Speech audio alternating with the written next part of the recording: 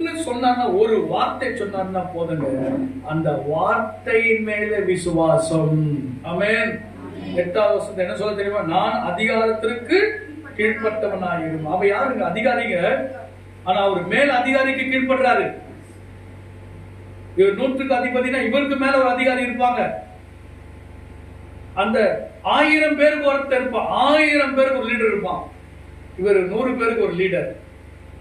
ஆனா நான் அதிகாரத்திற்கு கீழ்ப்பட்டவனா இருந்தோம், என் கீழே வேலை பார்க்கிறவங்க இருக்கிறான்.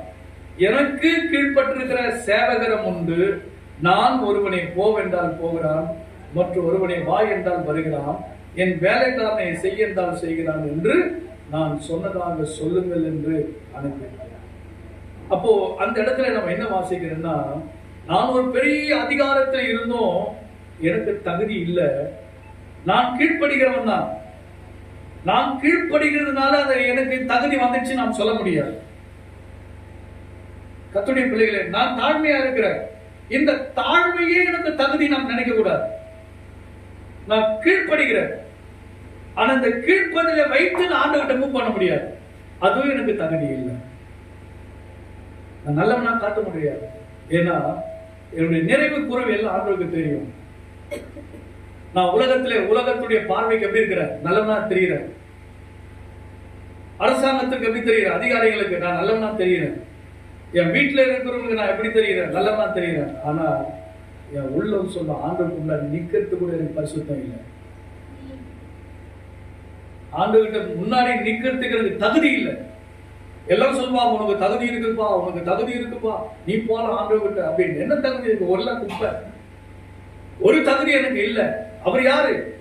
எவ்வளவு பெரிய தேவன், அவர்கிட்ட போய் நிக்கிறது ஒண்ணுமே இல்லை நான் அப்படின்னு சொல்லிட்டு ரொம்ப தன்னை தாழ்த்தி ஆண்டவர்கிட்ட கேட்கிறேன். ஆண்டவரே, நான் கீழ்ப்படுகிறேன்ப்பா, நான் கீழ்ப்படுகிறேன்னா, நான் மேலான அதிகாரத்தில் கீழ்ப்படுகிறேன், ஆனா நான் கீழ்ப்படுகிறதுனால என்னை தகுதிப்படுத்த முடியாது.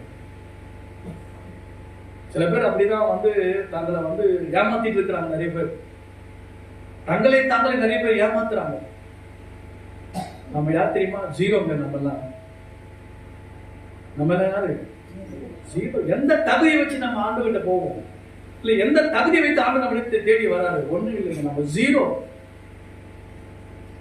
எவ்வளவு படிச்சிருந்தாலும், எவ்வளவு அதிகாரத்துல இருந்தாலும் நாம் ஒண்ணு இல்லைங்க. என்ன வேண்டியிருக்கு மிஞ்சி நம்ம எண்ணவே கூடாது. ஆண்டவர் நம்ம கிட்ட ஒரு அளவு கொடுத்திருக்க. என்ன அளவுனா, கடுகு விதை அளவு விசுவாசம் இருந்தால் போதும். என்ன அளவு? நமக்கு கடுகு அளவு